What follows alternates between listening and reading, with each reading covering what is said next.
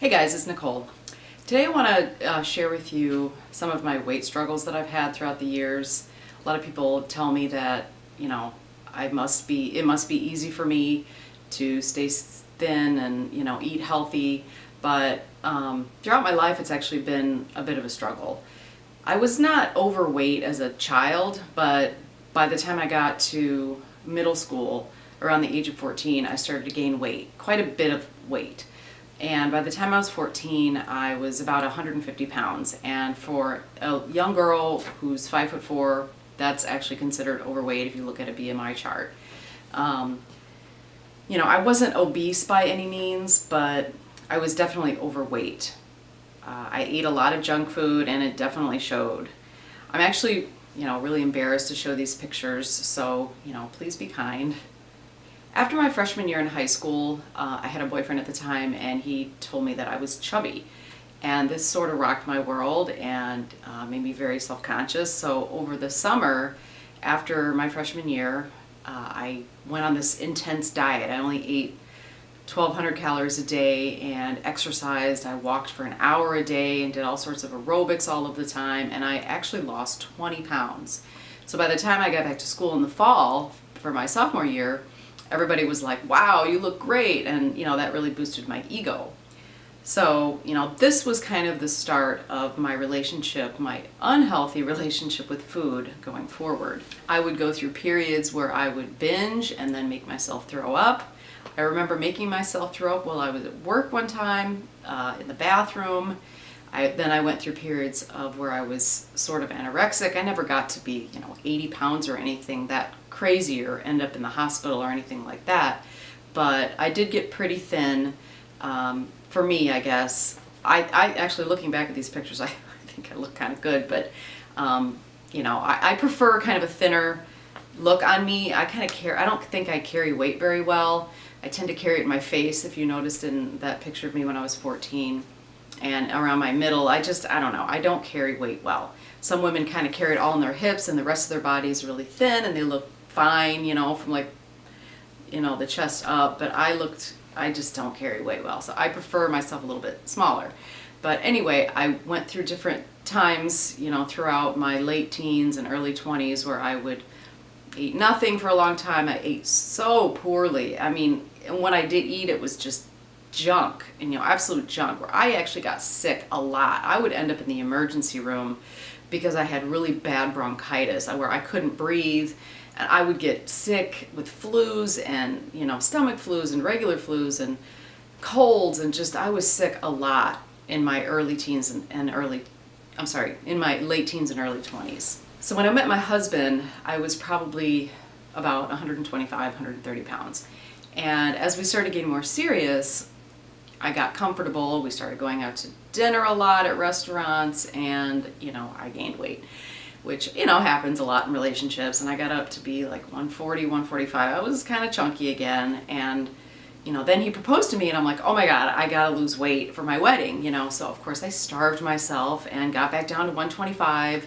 I looked great at my wedding, I thought I did, and of course, right after we got married, after the honeymoon, when I got home, got comfortable again. Well, I got my man, so now I can eat whatever I want. Got, back up to 145 again. And I know 145 isn't crazy overweight, but I don't look good at 145. And that's actually kind of like the absolute highest that someone who's 5'4" should be as a woman. That's just too much for me. I just don't feel attractive at 145 or even 140 or 130. I like to be about 120, maybe even 115, but that's just how I feel about my weight. So when I conceived our first child, I was about 140, 145 or so, and I gained 60 pounds during this pregnancy. So at my very heaviest, when I was 9 months pregnant, just before I gave birth, I weighed 200 pounds, and this was really difficult for me to look down at that scale and see 200 pounds. That I know I was 9 months pregnant, but come on, it doesn't matter if you're pregnant or not. That's too much. You should never be in the 200s as a woman. That's just crazy, pregnant or not. So I thought after I have the baby, oh, I'm gonna lose all this weight, the baby probably weighs 50 pounds, of course, right? Well, I got home after I had the baby and I lost 11 pounds. So I was 189 pounds and I was humongous. I looked terrible. I looked like I got hit by a truck, as you can see in these pictures.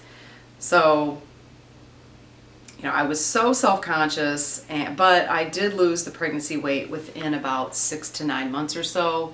But I was still that 140, 145, which I was very uncomfortable at. Well, I ended up getting pregnant again a couple of years later. I never did lose, you know, the weight from that. I mean, I lost the pregnancy weight, but I didn't get down to where I felt attractive.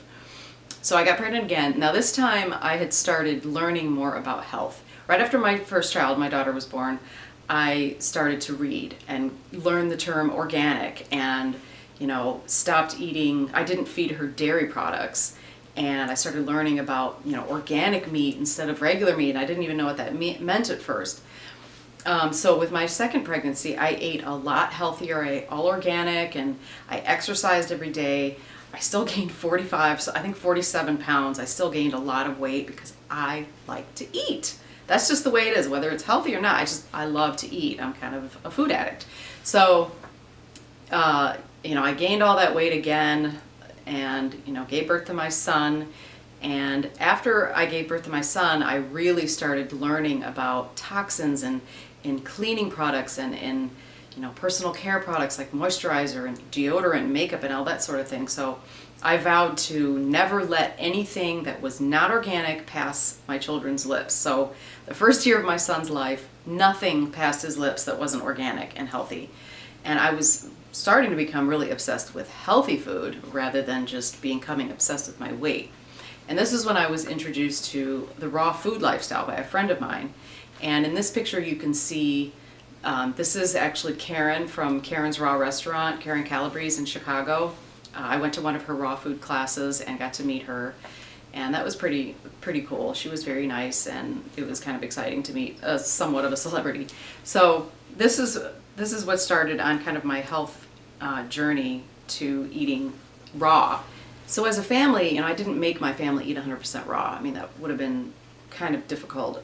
We did eat a lot of raw food. We ate a lot of raw vegetables and fruits and that sort of thing, and nuts and seeds. But, you know, I ate mostly raw. For myself, I would go on detoxes and herbal cleanses, and I would go raw for a few months at a time. But I always felt like empty. You know, after like a month of eating 100% raw, I would feel kind of like something is missing here. So, you know, at this time I worked for a company called Timber Creek Organics, and they're no longer in business now, but I used to they were sort of like Tupperware parties, but for healthy food. And I got up and I started to, you know, I would teach a class on healthy eating, and this was a company that would deliver produce to your door. So I would go to people's homes, they would have parties, and I would sign people up to get food delivered to their door. So this kind of started my whole journey on, you know, starting to do lectures in front of, you know, large groups of people about health. I started teaching raw food prep classes. I started going to school for herbalism and nutrition, and I ended up getting a bachelor's of science in holistic medicine. I became a master herbalist, a certified nutritional consultant, and a holistic health practitioner. So this was like my passion. I was just obsessed with it, and this is when I finally started to lose that weight, and I started getting down to a weight that I felt comfortable. So some people have accused me of being, you know, having orthorexia, which is, instead of anorexia or bulimia, it's an obsession with eating healthy, an unhealthy obsession with healthy food. And sometimes people get so obsessed with it, they actually become unhealthy even though they're trying to eat healthy. And I can see that. I could see that people would think that I'm like that. Because I have a very, very obsessive personality. I have OCD, absolutely. I've been in therapy for it, so I could see where people would think that. But because my body is healthy, and I'm not like ultra thin or you know, I don't really, I do obsess about what I eat. There's certain foods I won't eat. I mean, I won't eat a donut. You know, I haven't had a French fry or a Pop-Tart or a Twinkie or anything like that in probably almost, you know, like 18 years. I just don't eat those kinds of foods. And some people would think that, oh, that's obsessive. You're not allowing yourself any, you know, you're depriving yourself. Well, I'm depriving myself of what? you know, something that's going to hurt me. I don't see that. So, you know, I don't consider myself having orthorexia, but, you know, who knows? Maybe I do. And the other reason why I don't eat these foods is because I would get a stomach ache. I mean, if I had a donut right now, I would probably get so nauseated, it wouldn't be worth it. Why would you want to eat something that would make you physically ill within, you know, minutes or a half an hour of eating it? I don't want to get sick. I'd rather just not eat it at all. And there's so many healthy desserts out there that taste, to me, they taste just as good. Like if I was to eat a lot of sugar like in a donut or something like that, it would make me feel like I'm buzzing, like almost like I'm on some sort of drug. I don't like that feeling. It makes me feel ill and just, I don't like it. So I don't think it's just the obsession. I think I don't want to have a stomach ache. You know, it's just as simple as that.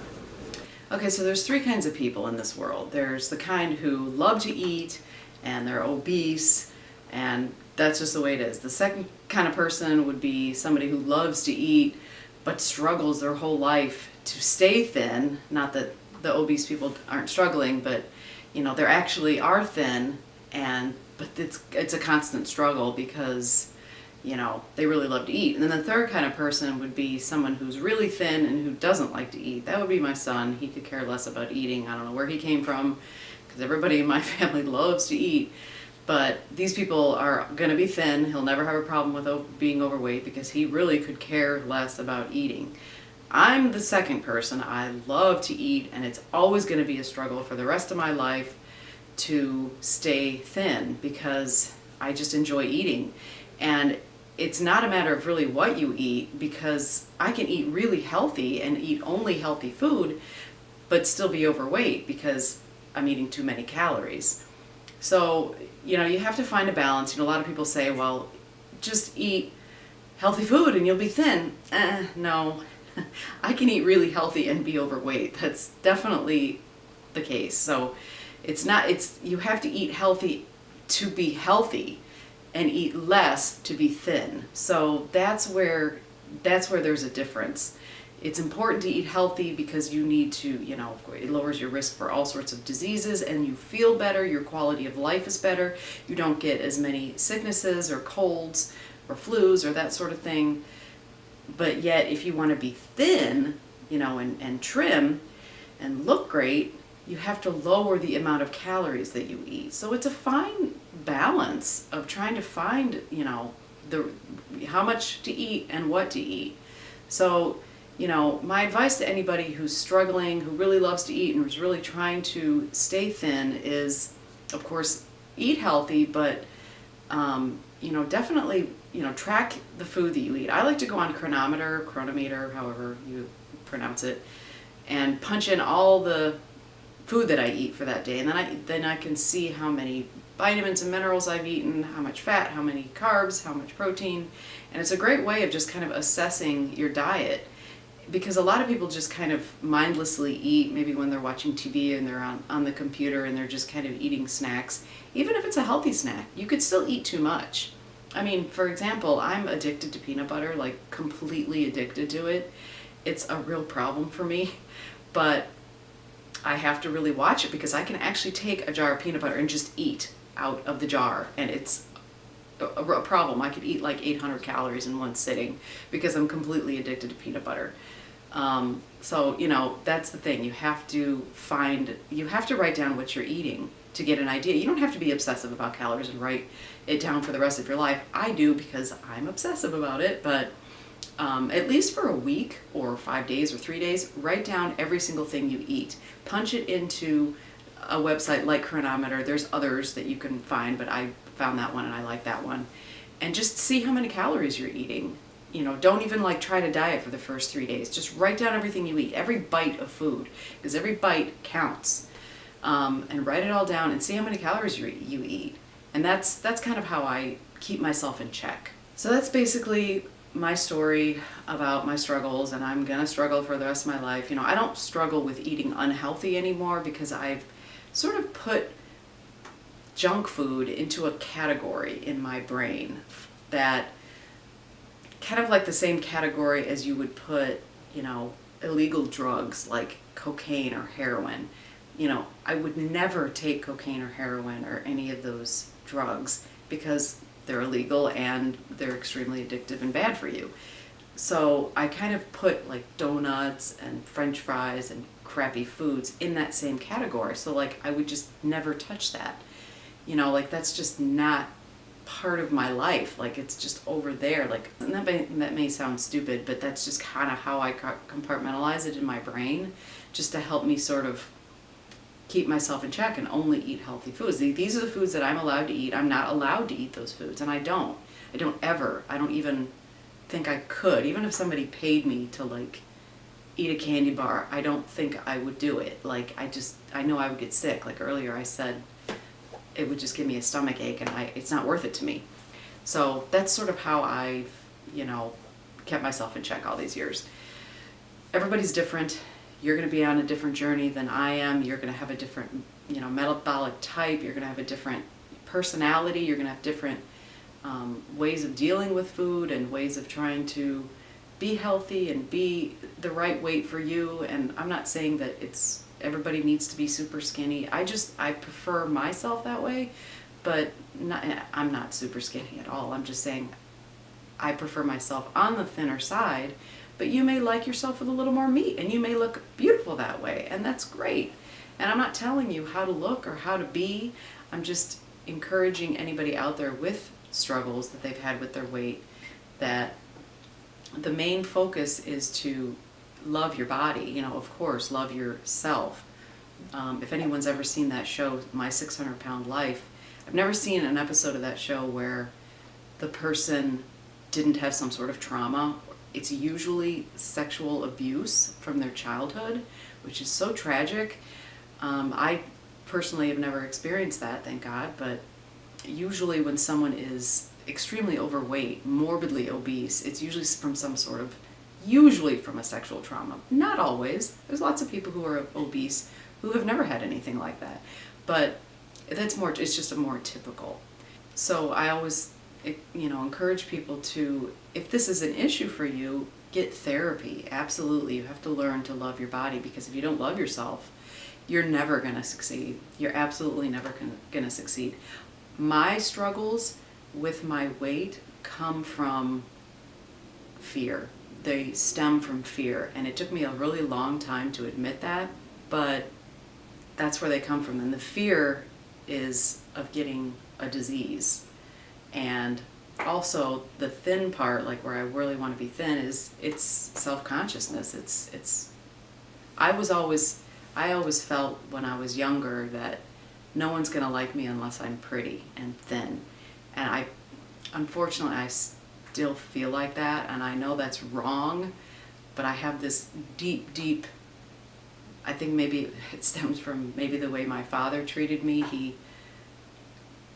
He used to make comments, and my mother did too, of, oh, you've gained some weight. Oh, you're gaining weight. We're going to have to get you elastic pants. You know, just little comments.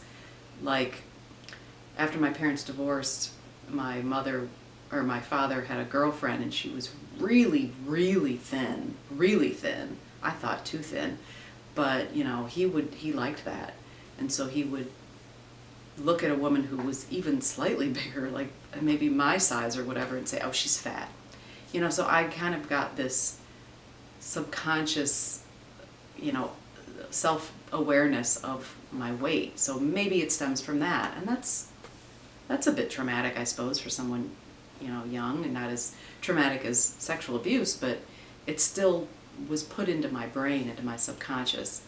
So that's where that stems from. And then the obsession with healthy food is just fear. It's fear of getting a disease like cancer or heart disease. I'm absolutely phobic of getting some sort of disease or something like that happening to my family. So everybody's journey is going to be different. This is mine. I'm just sharing it with you. If you've gained any insights, that's great. If you have any questions or comments, leave them in the comments section. And if you enjoy these videos, subscribe to my channel and give it a thumbs up if you'd like. And we'll see you next time.